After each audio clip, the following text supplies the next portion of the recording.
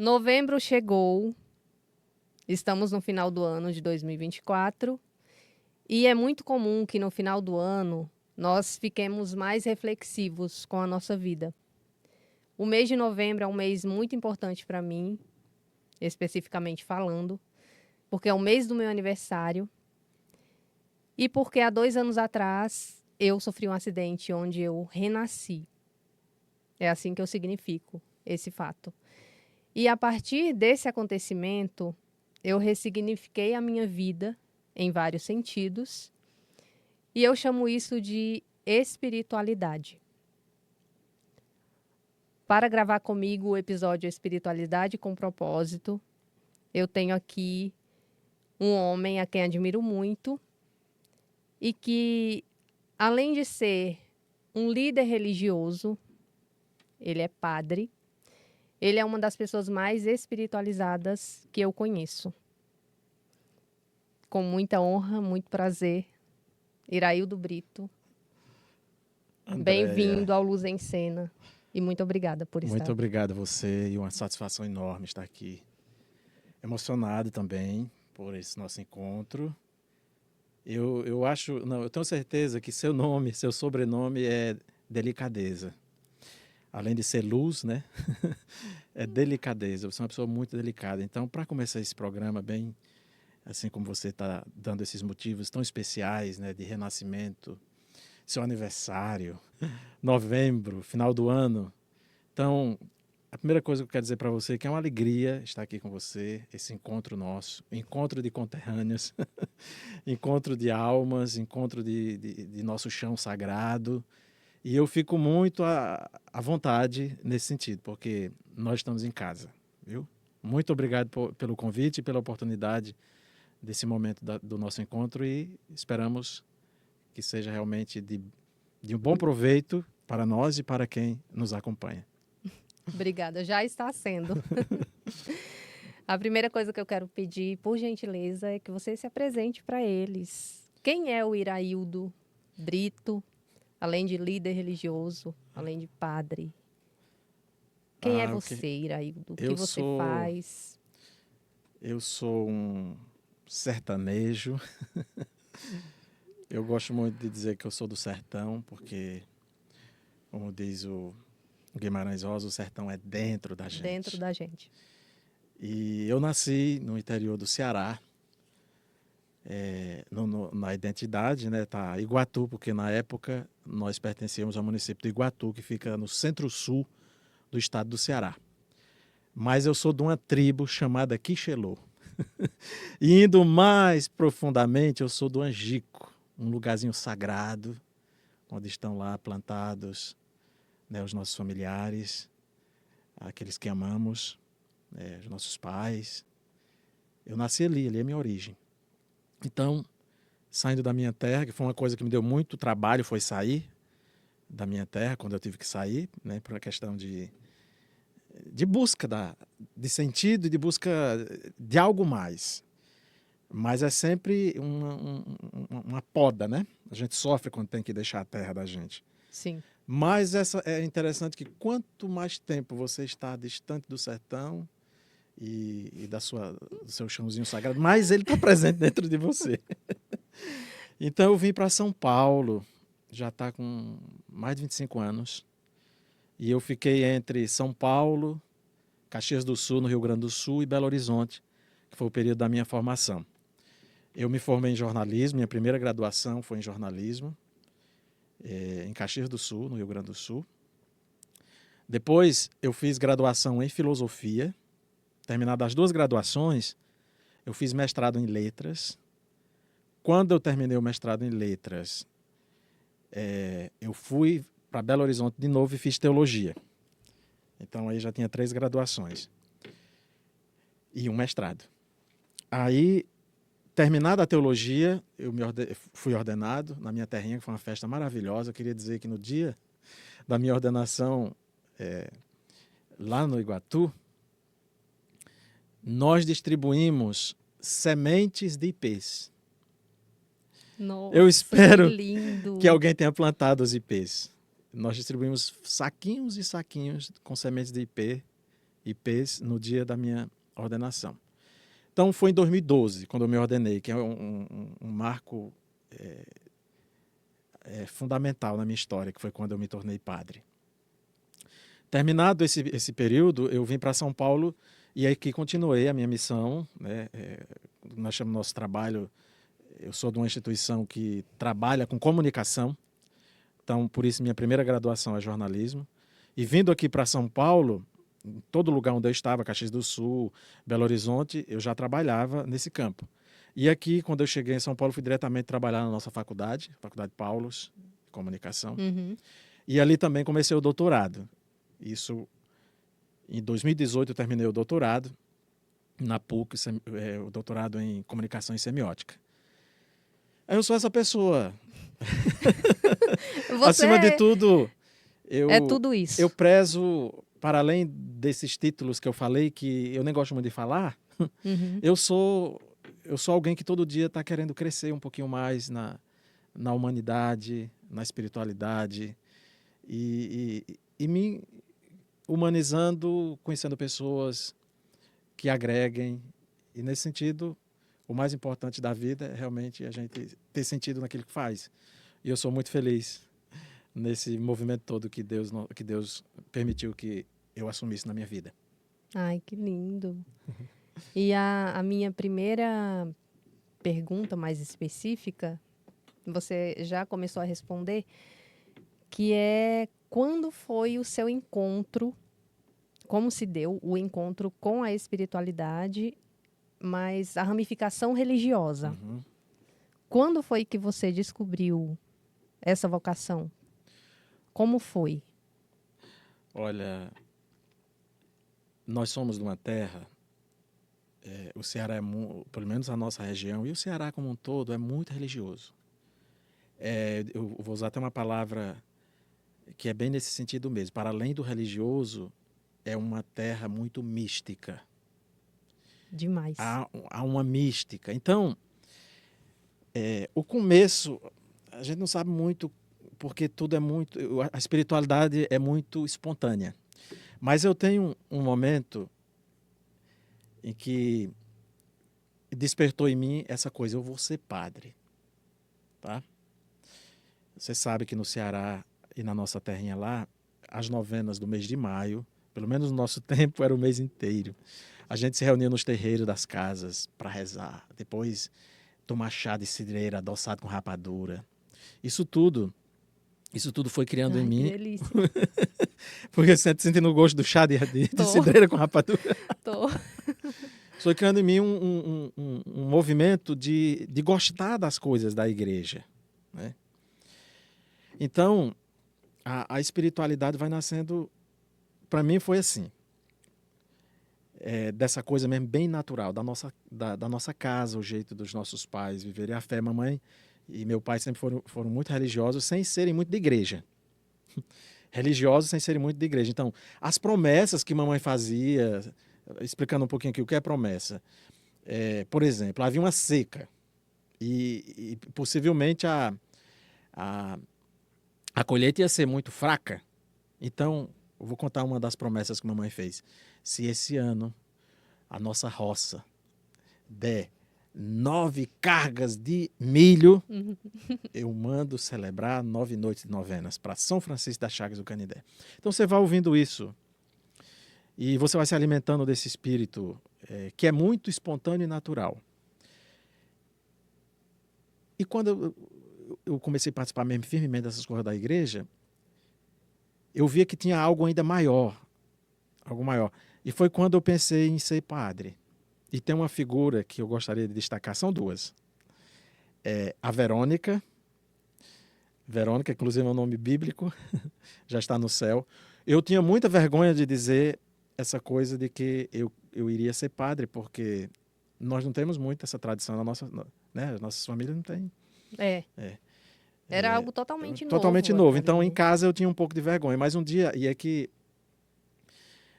para ir para a escola, nós atravessávamos um açude, em torno de 10 a 15 minutos remando, e depois pegava a estrada a pé e andava mais uns 20 ou meia hora para chegar até no colégio. E uma Exatamente. vez eu estava pensando em como falar para a Madrinha Verônica essa minha... Porque, assim, é muito importante que a gente consiga dizer o que está preso em nós. Eu digo que é muito importante a gente ter a liberdade de dizer a nossa palavra. E nesse dia eu pude dizer para a Verônica, Madrinha Verônica, que eu gostaria de ser padre. Ela me deu tanto apoio, porque para mim isso era algo impossível. Claro. Eu vim da casa da Verônica até lá em casa, eu não estava remando a canoa, parecia que eu estava voando, sabe? De tanta alegria que tinha no meu coração. Então, juntando isso, a naturalidade e a espontaneidade da nossa terra, depois com essa coisa mais da vocação mesmo, eu colocaria esse ponto de origem, né? Entendo. Esse momento de origem. E depois vem todo um movimento que a gente vai, à medida do tempo, né, aprofundando, depois outras tantas pessoas que colaboraram nesse processo, que ninguém faz nada sozinho. A gente não nasce sozinho. A gente precisa de, no nosso caso, que era muito comum, eu mesmo nasci e minha mãe estava acompanhada de uma parteira. E a gente, quando agora nasce no hospital, está acompanhado de médico. A gente não nasce sozinho. E depois tem todo tanto de gente que tem que colaborar para que a gente viva. Eu disse que ia destacar duas pessoas, a Verônica e a Francisca Lopes, que é a Fransquinha do Santo Antônio, que foram muito marcantes nesses momentos de origem, Maravilhosa. esses momentos de origem do meu processo, que a gente chama de descoberta ou discernimento vocacional, que tem relação muito com a minha espiritualidade. Perfeito. E quanto ao desenrolar disso, assim, falando enquanto uma pessoa de fora e curiosa, ainda sobre essa ramificação da espiritualidade de ser padre. Uhum. É divertido ser padre? Qual é o ritual que você mais gosta, particularmente, assim? Eu gostaria de fazer uma pequena definição, né? A espiritualidade e a religião, tá? Sim, Por quê? A religião é mais formal, né? Como você falou, tem os exatamente. rituais, a religião tem as suas doutrinas, tem as suas regras e tudo mais. A espiritualidade é algo mais espontâneo. A espiritualidade, eu diria que ela independe da religião, Com né? certeza. Então, há muitas pessoas que não... Aliás, a espiritualidade, ela, como eu disse, independe da religião. O lado espiritual pode ser aprofundado à medida da sua experiência dentro da religião. Isso. Porque a religião, o próprio nome quer dizer religare, né? Então, na nossa condição humana, que é frágil, a nossa condição humana que precisa, de vez em quando, a gente juntar os caquinhos, porque a gente está, de vez em quando, bem quebradinho, o que ajuda a religião, digamos assim, o seu, a sua alma seria ajudar a gente a juntar esses caquinhos, religar, né? O que em nós é Sim, fragilidade, religar ao sagrado. Então, e quando chega no sagrado, aí sim, vamos falar da espiritualidade. sim. A espiritualidade porque a espiritualidade tem que ver com o espírito. O espírito. O espírito, e mais ainda do que espírito, porque o espírito é o que nos faz fazer, que nos motiva a fazer a experiência mística, que é a experiência do mistério. Então, quando você me pergunta, ser padre é divertido? É, é um mistério. É um mistério porque tem que ver com a experiência de algo que... Mistério não no sentido do oculto, mas mistério no sentido da experiência profunda, né, do espírito. Então, se divertido é ter sentido, eu digo para você que tem muito sentido na minha vida, marca a minha alma, me arrepia e me dá muita satisfação de ter brilhos nos olhos pelo fato de eu ter assumido isso na minha vida. Né? Uhum. Inclusive agora, do outro lado, como disse, da religião, de possibilitar as outras pessoas e muitas pessoas, dentro daqueles que professam na fé que eu professo, possibilitar também crescimento espiritual. Isso é muito gratificante. E também, para além de pessoas que estejam e professem a mesma religião que eu, porque a espiritualidade, ela, se for uma espiritualidade autêntica, ela não exclui. A espiritualidade autêntica, ela inclui. Então, independentemente de condição, social, independentemente de qualquer outras escolhas na vida, do tanto de variedade e complexidade que é, a espiritualidade verdadeira, ela inclui. Então, eu também eu me sinto muito feliz nesse sentido, de aquilo que eu assumo para a minha vida, ser, ser ferramentas e possibilidade de incluir pessoas. Né? Perfeito. Eu, desde o começo assim da nossa conversa, eu quis citar a espiritualidade e religião, entendendo a religião como um dos braços da Exato. espiritualidade em respeito a todas as formas de Uhum. espiritualizar-se, né? Exato. Por isso que eu comecei falando da religião Uhum. em específico, porque a sua experiência é muito profunda. E fiz essa pergunta num tom mais informal, se é divertido, como são os rituais, quais são os rituais que você se tem alguma preferência por algum dos ritos, enquanto padre, Sim. num sentido assim mais de humor mesmo, mais informal, de curiosidade, Ah, tá. quase Da de sua parte, né? fofoca. Olha, Eu quero entender se tem, por exemplo, por exemplo, eu vou começar os atendimentos em breve enquanto psicologia, né? uhum. E um dos meus maiores medos é ter uma crise de riso na hora do atendimento, porque eu sei que isso é muito possível de, de acontecer, se tratando de mim. Uhum. Aí eu fico me perguntando, será que um padre já teve uma crise de riso num confessionário assim? Você já ouviu alguma coisa engraçada? Ah, sim, Sabe certamente. esse tipo de Sim, coisa? sim, mas aí Com todo é... respeito do mundo, mas enfim, Não, curiosidades. claro, eu nunca, quer dizer, eu não me lembro de algum momento que eu tive essa coisa do riso descontrolado, né? Que você não consegue conter. Mas se tivesse, eu não teria problema nenhum, porque o riso é coisa maravilhosa. O riso é algo que é também do Eu espírito. amo demais. Eu me espiritualizo muito rindo, hein? Então, isso é muito bom. Aliás, o riso, desculpem, por muito tempo ele foi, digamos assim, reprimido. Geralmente as pessoas parece que para serem, digamos assim, terem um status na vida, elas precisam ser sérias, né? Ai, Elas Deus me precisam- livre. Eu não vou ter status nunca ainda. Não parece que às vezes Não, é é uma coisa imposto na gente. chata, gente. Não, então, É a imposto religião não é mesmo. para ser sisuda. A religião é para ser realmente isso, dar alegria. Alegria. Aliás, o evangelho quer dizer boa notícia. E o que é bom nos faz ter alegria. Né?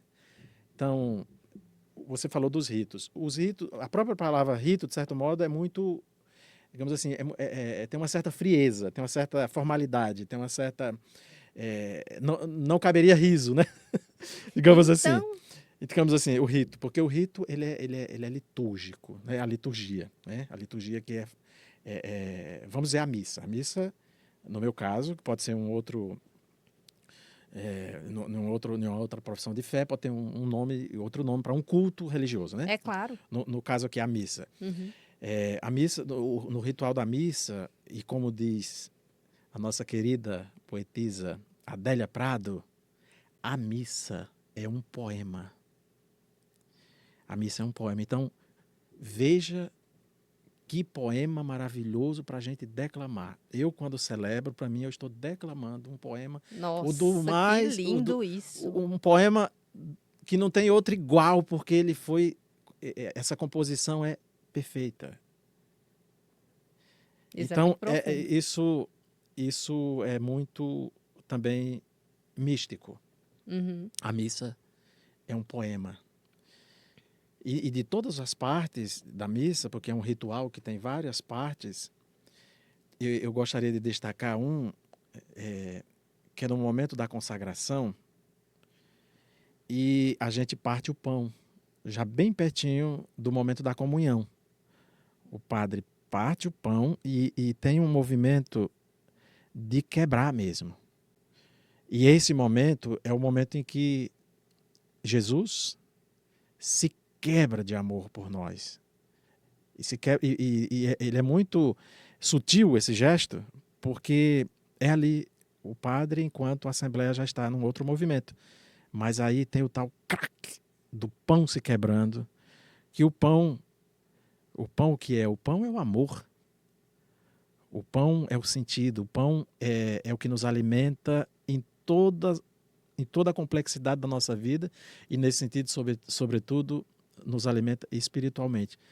Então, esse momento de quebrar o pão é um momento de muita significação, de muito significado. Inclusive, de todo o ritual, para mim, é o mais marcante no momento da missa. Óbvio que tem todas as outras partes que são muito, muito... que arrepia. Viu? Agora, eu não sei se satisfiz na resposta. Não, muito satisfez. É divertido, sim, É ser padre. divertido. Sim. É divertido porque tem sentido. E quando tem sentido, você realmente... Por exemplo, uma piada que você conta e ninguém ri. Essa piada, tadinha, né?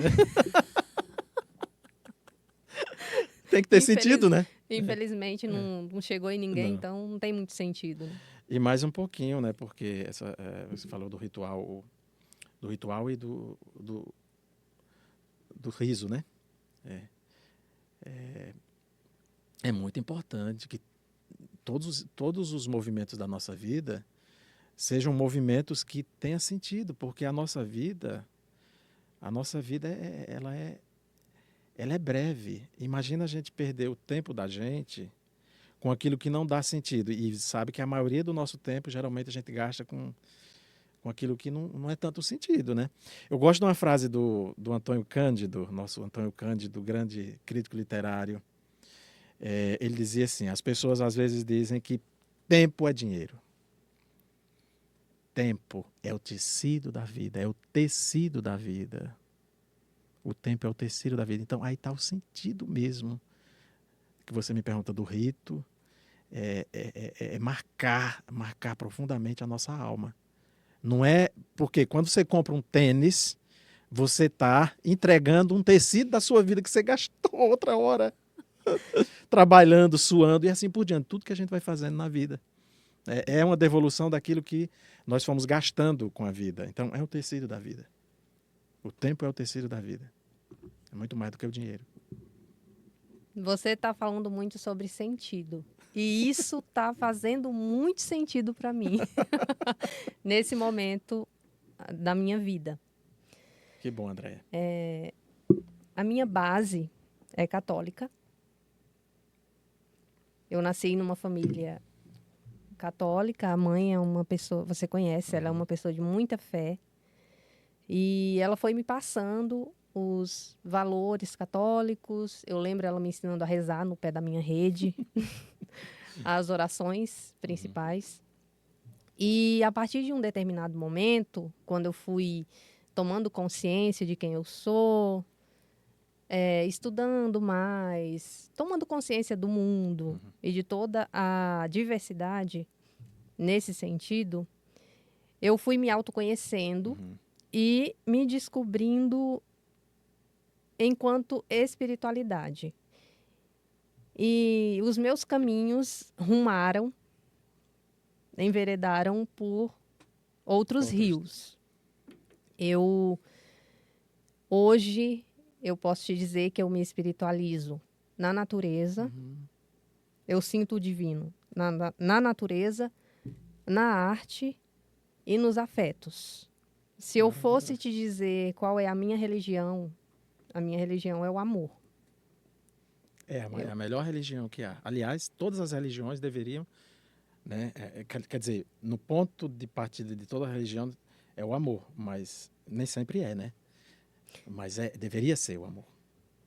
Então, você está numa religião maravilhosa. E assim, voltando fazendo o link com o sentido, que é o que você tem pontuado muito, depois do acidente, de 2 anos para cá, aconteceu uma outra coisa na minha vida nesse sentido, um outro rio, mais um caminho. E está sendo muito forte. Eu tenho me espiritualizado mais e muito mais profundamente depois desse acontecimento. E tem a ver com o propósito de vida. Eu identifiquei com clareza qual é o meu propósito de vida. Eu defini um sentido mais profundo para a minha vida. E eu vejo, eu até, quando eu estava fazendo o roteiro, eu anotei. É nítido que ele vive o propósito dele. Eu vejo que você vive o seu propósito. Você até comentou. Você vive uma vida com sentido. O que você faz tem muito sentido para você. E diante das suas formações, né, de acordo com os estudos filosóficos, sociológicos, teológicos, pensando assim na história da humanidade, o homem ele sempre buscou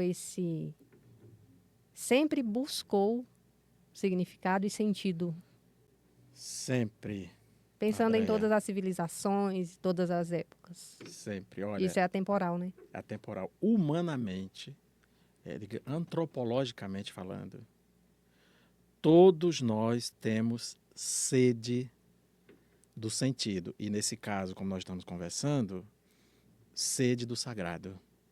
Que aí vem a espiritualidade. Todos, todos.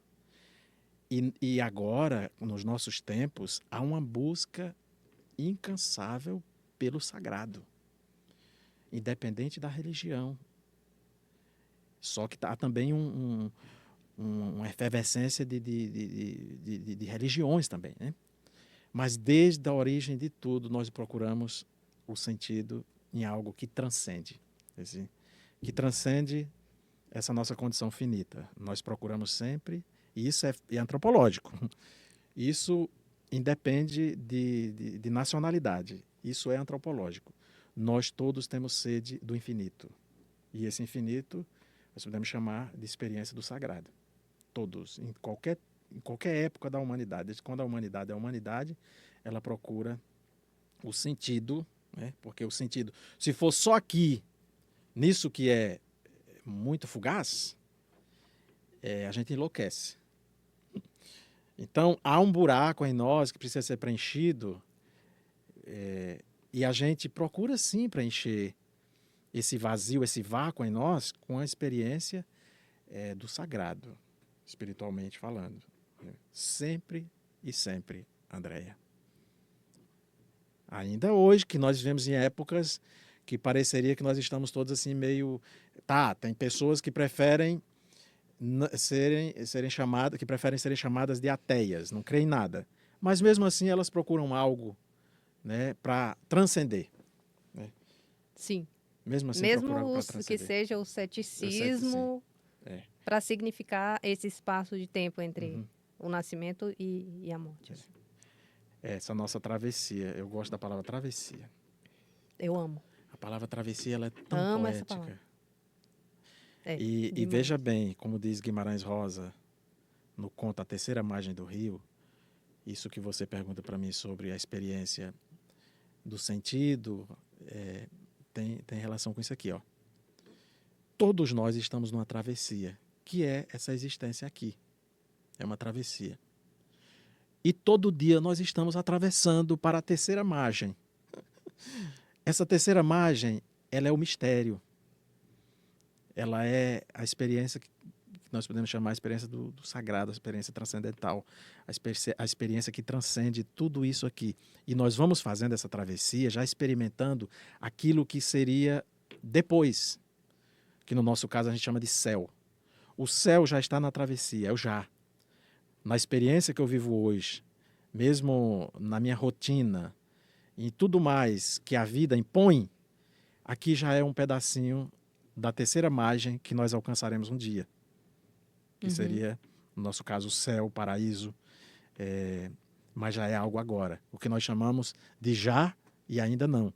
O já é maravilhoso, essa travessia é maravilhosa. É maravilhosa, por isso que a gente precisa aproveitar essa travessia, né? Agora. Porque ela nos leva para a terceira margem. Sem ela, a gente se perde e naufraga.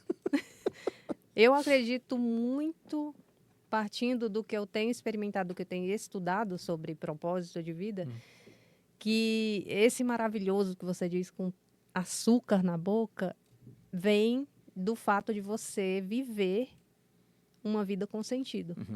Ter encontrado esse sentido. As pessoas, Andréia, em qualquer situação da vida, quando elas estão fazendo, mesmo diante dessas situações, às vezes, de imposição, de coisas que a gente não gostaria de estar passando, né? Mas já vi pessoas que, inclusive, já conheci pessoas que passaram muitos anos, até o finalzinho da vida, em cadeira sem mobilidade, né? Impedidas de tantas coisas, mas elas transcendem. Eu vi um sorriso, eu sempre lembro de Irmã Assunta, uma religiosa, uma freira que faleceu esse ano. Ela faleceu com 97 anos, ela viveu muitos anos como cadeirante e dependendo de tudo, de todos, né? Mas a Assunta tinha um sorriso até aqui. Dessa alegria que você falou do sorriso.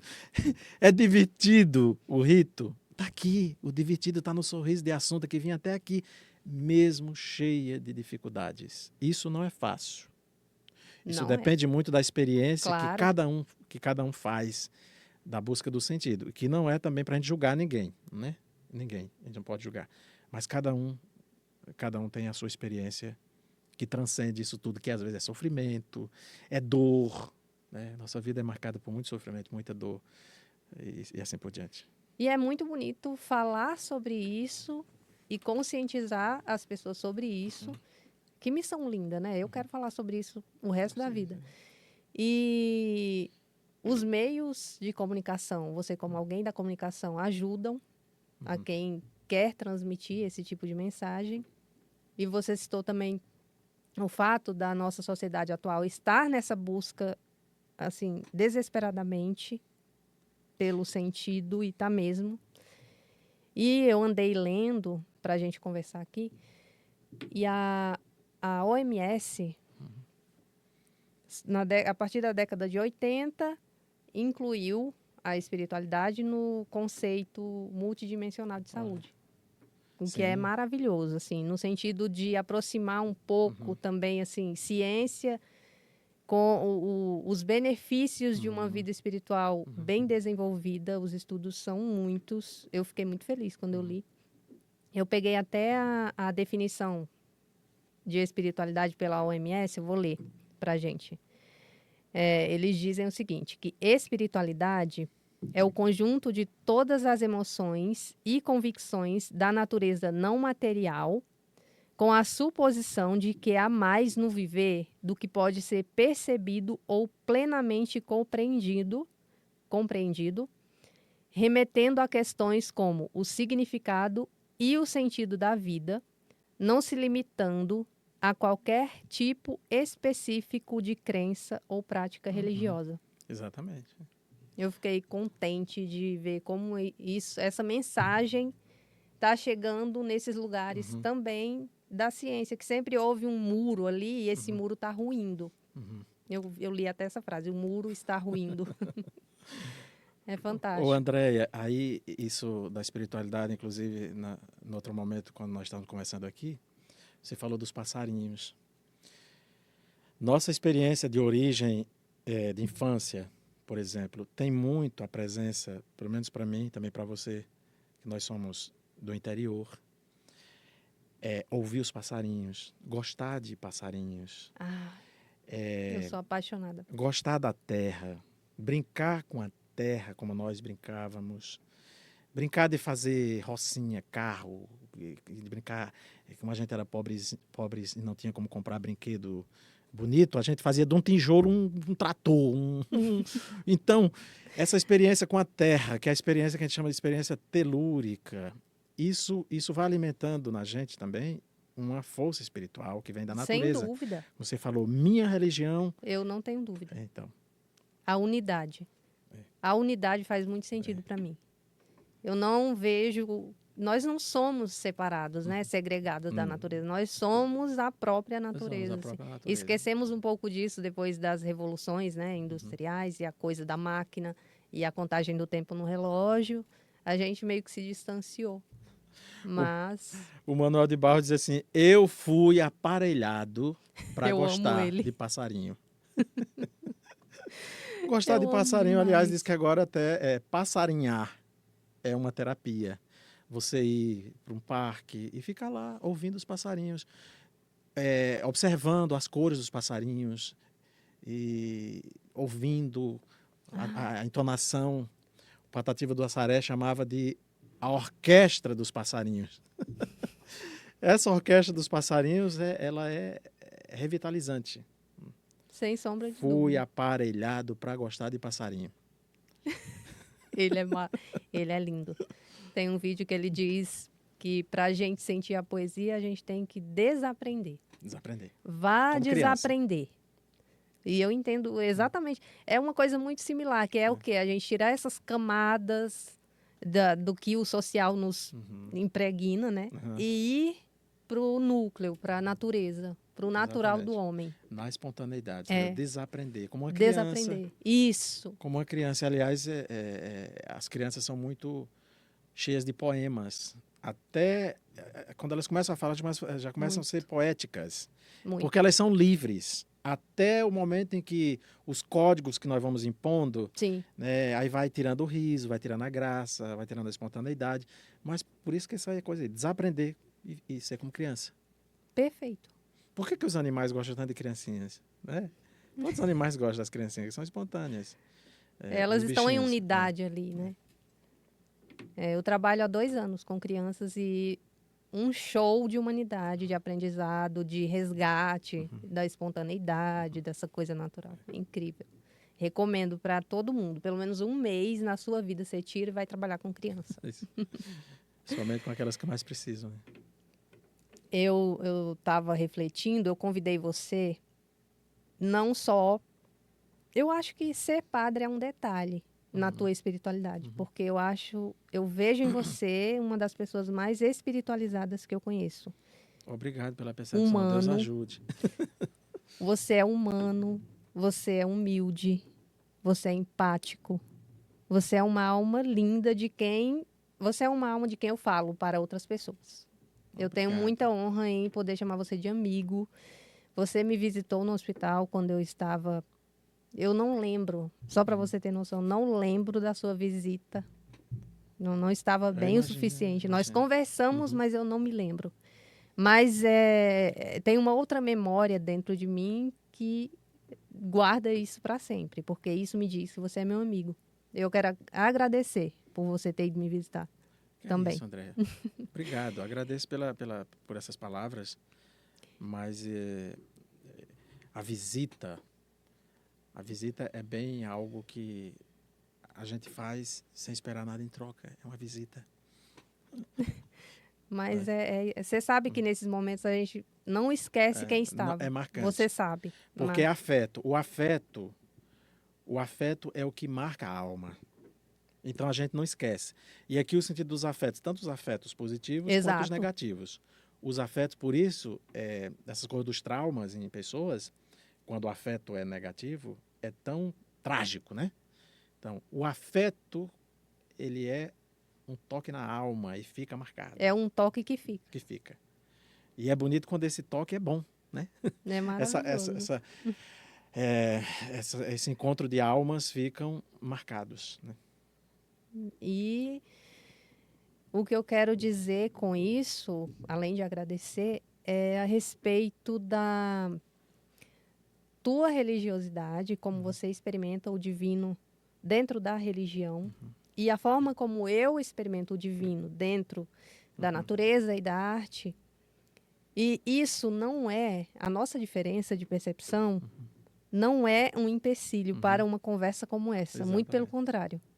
Eu te escuto, você me escuta, eu te valido, você me valida. E eu acho que falta muito isso. Eu sinto uma carência grande de trocar a respeito de como sentimos o divino. Como você... Eu amo ouvir a experiência das pessoas com o divino e eu gostaria muito de ser ouvida com mais carinho também. Então, eu tá pensando sobre isso, eu quero que você mande uma mensagem a respeito da tolerância, né? A tolerância a essas diferenças de crenças. Eu até anotei que em 2016 o tema da redação do Enem foi Caminhos para combater a intolerância religiosa no Brasil, que é um problema e me machuca isso, é uma coisa que me dói. Então, em nome do respeito, a todas as crenças, e ao direito de sentir o divino do cada um à sua maneira. Eu quero que você... Qual é a sua mensagem a respeito disso? Olha, ninguém é proprietário do divino, do sagrado, do espiritual. Ninguém é proprietário.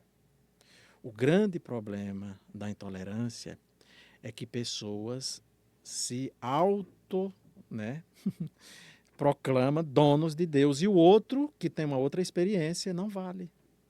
Isso é terrível. Isso é terrível. Isso é de muitos tempos na história, os tempos de intolerâncias. Então, pelo amor de Deus, o mais bonito é a multiplicidade de experiências de Deus. Deus não muda. Deus é Deus. Então, não importa qual é a experiência que você faz na sua religião, respeite o outro. O outro também faz uma experiência do divino que merece respeito. Então, quanto mais polarizações e quanto mais orgulho, porque parece que o meu Deus é melhor do que o do outro, isso não nos leva a lugar nenhum. Não nos leva a lugar nenhum. Eu fico pensando, às vezes, assim, que as classes, né, inclusive as classes... Você vai no avião, tem a primeira classe, tem não sei o que, e outras classes.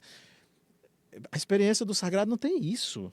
Né? Não existe. Não tem a É classe. unidade. Justamente a unidade na diversidade. Isso, nossa, perfeito. A unidade na diversidade. A unidade na E diversidade. tudo fica muito mais bonito quando a gente valoriza as cores de cada um. As cores de cada um. E se respeita. Inclusive, pode ter a possibilidade de uma conversa como essa, um café, né?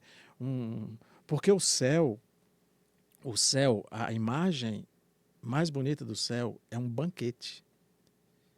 Todo mundo pode sentar à mesa e se banquetear. Quando que nós vamos sentar na mesa e nos banquetearmos, respeitando as cores, o colorido de cada um, né, a experiência do sagrado que cada um faz? Né? Isso é então, lindo. o mais importante é a gente respeitar o outro naquilo que é mais sagrado nele, que é ele mesmo. Você e eu, Andréia, nós somos moradas do sagrado. Sem dúvida. Cada um é morada do sagrado. Então, quando eu agrido o outro, quando eu tenho o dedo em riste para o outro, ou quando eu agrido o outro com palavras, ou às vezes até com outros tipos de violência, eu estou agredindo o sagrado que está no outro. Imagina se a gente tivesse essa concepção na vida de que o outro é sagrado, ninguém ia pegar pedra e atirar no outro. A violência, imagina, não haveria tanto, nem haveria violência, porque o outro é sagrado. Então, a religião é isso, a gente respeitar o sagrado que é no outro. Né? Perfeito. Há uma centelha divina. Centelha divina, amo. Há uma centelha divina em cada um. Em cada um. Na mesmo. Sua complexidade. Há uma centelha divina em cada um. E quem sou eu para dizer que o outro não tem essa centelha? E a minha que é verdadeira? Então, aí está o problema. Isso é muito pretensioso, não é? É muito pretensioso. E que Deus é esse em que privilegiou um grupinho assim, que só esses têm o Deus verdadeiro? Não tem sentido. Quando você pensa nessa segregação, em segregação, né? Você imagina uma das maiores atrocidades da humanidade, que aconteceu há pouquíssimo tempo, a Segunda Guerra, em relação a segregar, Sim, por justamente. exemplo. É um exemplo horrível, mas é isso. E hoje eu tenho a minha forma de me espiritualizar. E a minha mãe, que é a minha primeira referência de fé, ela me deu esse tercinho no dia que fez 1 ano do acidente. Bonito. E isso, para mim, é uma marca. A fé dela me afeta. Eu jamais vou me blindar desse tipo de coisa. Quando alguém diz assim, André, eu vou orar por você. Tem coisa mais bonita do que isso? É maravilhoso. É lindo demais. Ontem eu recebi uma mensagem assim, eu fui a uma livraria, comprei X livros e passei na igreja e no Pai Nosso rezei por você. Eu digo, meu Deus, que notícia mais linda que eu recebo. É lindo. Você cita agora a Isabel, que é também minha amiga. Eu gostaria de juntar Isabel com Miriam, que é minha mãe. Isabel, mãe da Andréia, Miriam, minha mãe. Duas lindas. Duas lindas, maravilhosas, que nos ensinaram tantas coisas que a gente não tem palavras para expressar a grandeza do que essas duas mães, né, a sua e a minha, nos passaram. Então, dizer também que essa imagem da mãe, porque nós temos todos, Andréia, uma carga de ancestralidade que nós herdamos de tantos e tantos que vieram antes de nós. Então, aí consiste Isso a aí. possibilidade de a gente ser agradecido, né? E, em primeiro lugar, está aí mamãe, sua mãe, Dona Isabel e Dona Miriam. E aí pode juntar os nossos pais, o seu... O o Valdeni, Valdeni, o o meu Cabeça. paizinho, o Antônio, o Cabeça, que está no céu. Então, e daí, por trás, há uma fileira e fileira e fileira de homens e mulheres que nos possibilitaram estar aqui Está aqui. hoje, nesse podcast, em Santo André, São Paulo. A gente só tem que agradecer. Eu acho lindo honrar, sim, esse caminho. Esse caminho é atemporal, né? Eu não consigo entender isso como passado e o presente, sabe? Tem uma junção dos 3 tempos, né, nesse tipo de coisa para mim, em termos de espiritualidade mesmo. A ancestralidade, para mim, ela está aqui. Então, é Exatamente. muito importante honrar e respeitar esse caminho, essas pessoas que abriram os caminhos para a gente. Eu achei lindo. Você me mandou um vídeo a respeito disso essa semana. E Exatamente. eu acho lindo. Incrível. Aproveitando ainda mais sobre a mensagem, nós precisamos, eu diria, André, que numa espécie de síntese, nós precisamos de poesia, mística e profecia. E explico bem rapidinho. A poesia, na Grécia, vamos lá para a civilização grega pré-escrita, quem guardava a memória dos povos, quem guardava as memórias dos feitos grandiosos dos gregos? O poeta. O poeta era o arquivo vivo da sociedade. Ele guardava, por exemplo, Homero, né? E só para citar um exemplo, no Ceará nós temos um poeta que também tinha essa função de ser o guardião, o Patativa do Assaré, que a gente pode chamá-lo de Homero do Sertão. Ele tinha uma memória incrível. Os poemas dele todos eram guardados na memória. O poeta é aquele que se sensibiliza e é capaz, Andréia, de sintetizar, né, algo que está na alma do povo. Ele sintetiza e aquilo não é dele.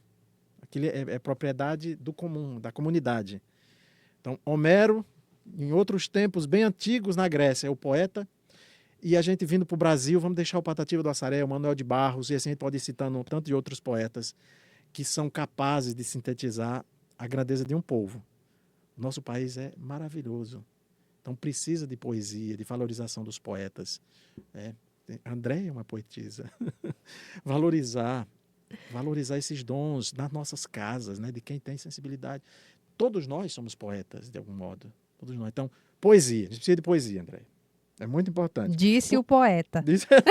Porque a poesia nos eleva para o sagrado. Um poema é uma oração. Sem dúvida. Um poema é uma oração. Então, poesia. Nós precisamos de poesia. A mística. A mística é a experiência do espírito, a experiência espiritual, a espiritualidade. A mística é a espiritualidade. Nós precisamos de momentos de espiritualidade. E seja qual for o tempo que a gente tiver. A gente precisa de um tempinho para a gente respirar mais profundamente. Isso a gente pode chamar de meditação. Isso a gente pode chamar de reza. Isso a gente pode chamar de oração. Mas a gente precisa de momentos que nos alimentem espiritualmente, que nos tornem mais espiritualizados, com a palavra que você usou algumas vezes aí. Espiritualizar-nos é importantíssimo. Independentemente da religião que você faça parte, a gente precisa de mística, experiência do espírito, né, que nos transcende.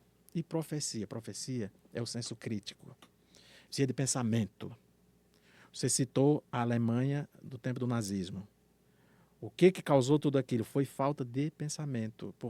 Aliás, é bem paradoxal, porque a Alemanha é o berço dos filósofos, é o berço dos poetas, e assim por diante.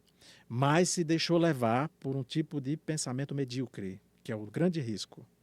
Então, a profecia nos deixa atentos, uma espécie de um radar. A gente não pode perder de vista a necessidade do pensamento, porque o vazio do pensamento é que causa a intolerância, é que causa o discurso de ódio, é que causa um tanto de coisa que não serve para nos humanizar, só nos desumaniza e só nos esvazia. Então, Andréia, profecia é senso crítico, é pensamento, né, que não nos desvincula do espiritual, da experiência espiritual, da espiritualidade, e nem nos desvincula da experiência da poesia. E tudo isso é um conjunto que nos humaniza, né? Então, Perfeito. poesia, mística e E profecia. profecia. E às vezes os três estão na mesma coisa, né? Tudo. Tudo é unificado. É. E diante de tudo que a gente falou até agora, a pergunta de $1 milhão.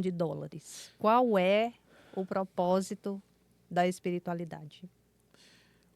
O propósito, a meta, o objetivo da espiritualidade não tem outra pretensão senão, Andréia, nos dar sentido.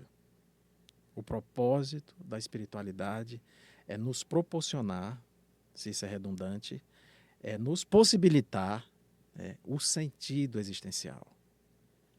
Esse é o propósito da espiritualidade, nos proporcionar o sentido existencial, porque às vezes nós corremos o risco de uma existência sem sentido. A espiritualidade nos ajuda a encontrar o sentido. E há várias formas.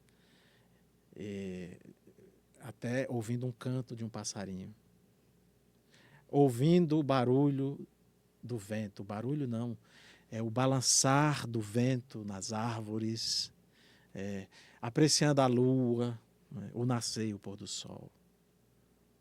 O burburinho da cidade que é agitada. Transcender o concreto, a dureza de uma cidade que infelizmente derruba e arranca suas árvores.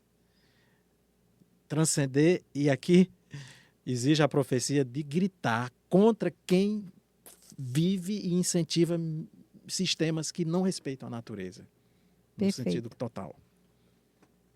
Perfeito. Espera aí que eu estou emocionada. Ô, Andréia. Bom, ai, que lindo. Os convidados do Luz em Cena recebem um presente, um mimo, que eu faço com muito carinho. Olha só que mimo E lindo. esse é o seu. Eu peço que você, por favor, abra Open. para que a gente... Gente, olha que caixinha mais delicada. Por isso que eu disse que o sobrenome da Andréia é delicadeza, além de ser luz. Bom, entre os itens tem um cordel e eu peço que você pegue, por favor. Tá aqui o cordel, mas eu posso apresentar tudo, né? O pessoal vê? Além do cordel?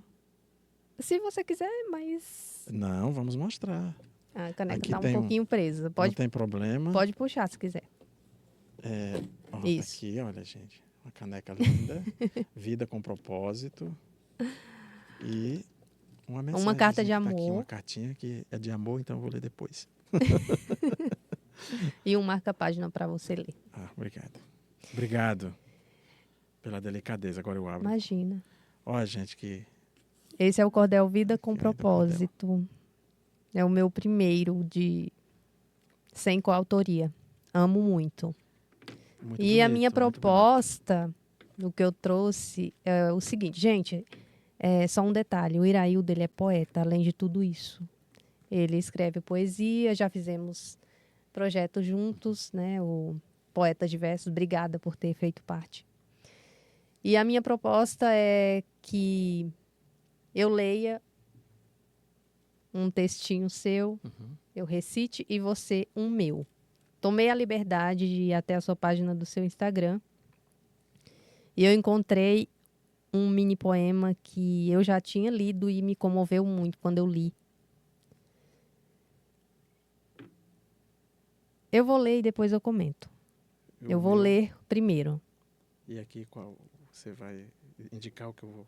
Eu vou te pedir para a outra parte dessa nosso momento de encerramento é que você leia as duas estrofes da página 13 do meu cordel. Por favor. Uhum. Posso ler o seu? Por favor. Milágrimas, Iraildo Brito. O pão dos enlutados, o que é? É amargo. Definição não há. Há momentos em que tudo é insosso e, se engole, não digere. Luto é milágrimas. Quando eu li esse mini poema na sua página, eu me emocionei muito. E eu escolhi ele porque esse mês também, para a religião católica, é o mês de homenagem às pessoas. As pessoas que já se foram. E eu quero aproveitar essa mensagem para te dar um abraço nesse sentido, porque você teve perdas profundas nos últimos tempos. Eu quero aproveitar e abraçar, estender esse abraço à família do Iraildo, pela perda da sua irmã e do seu pai, a quem são pessoas que a minha família ama e admira, e eu não pude te abraçar nesses momentos. Eu não estava perto fisicamente, mas eu abracei de outras maneiras. Sim. E esse texto, essa palavra milágrimas, está marcada na minha alma. Achei muito forte. Obrigado pelo poema recitado, declamado e por ele ser um abraço. É um abraço. Porque que bom que você criou essa imagem verdadeira do poema como um abraço. Porque poema é para abraçar mesmo. Poema é para acariciar. Poema é para secar lágrimas. Poema é para chorar junto. Poema, se for o caso, é para rir junto. Também. Poema é para alegria, para tristeza, para dor e para tudo mais que humaniza a gente. Poesia é para humanizar. Obrigado. Agora a minha parte. Agora a sua parte. Eu gostei muito dessa delicadeza de cordel. Cordel, gente. Cordel são as cordas do coração. Ele é assim, bonitinho, pequenininho assim, porque é justamente para a gente pendurar na corda, no cordão. Mas não é no cordão qualquer, é no cordão do coração. Então vamos na página 13 do cordel da Andréia, Vida com Propósito. Xilogravura Nireuda. Conhece a Nireuda? Maravilhosa. Maravilhosa. Preparados para as duas estrofes? Assumir a própria vida com as graças e problemas é estar sempre no palco. Quem é real não encena. E naturalmente brilha, iluminando mais trilhas, com a luz sempre em cena. Ser luz não é só brilhar, é iluminar caminhos. Quem se conhece ousar, não acenderá sozinho. Conhece-te a ti mesmo, pois um coração aceso clareia outros destinos. Que bonito! Parabéns, Andréia. E lindo, lindo. Obrigada. Clareia outros destinos. A poesia justamente é isso, para clarear. Clarear. Que Luz. lindo isso na sua Luz, voz. luz, luz. Lindo, lindo. Ai, que lindo. Obrigada. Por nada, eu que agradeço. Obrigada por esse momento. Obrigada por essa conversa. Espiritualizar-se também é muito conversar e trocar com o outro. De verdade. Trocas verdadeiras. Humanizar, olhar no olho, tocar as mãos, abraçar. Muito obrigada. Estou Obrigado muito você, feliz. Andréia. E vai marcar para sempre no meu coração esse marcado. papo. E vai marcar o coração de muitas pessoas também. Assim esperamos. Muito obrigada. Obrigado. Um abraço. Abraço.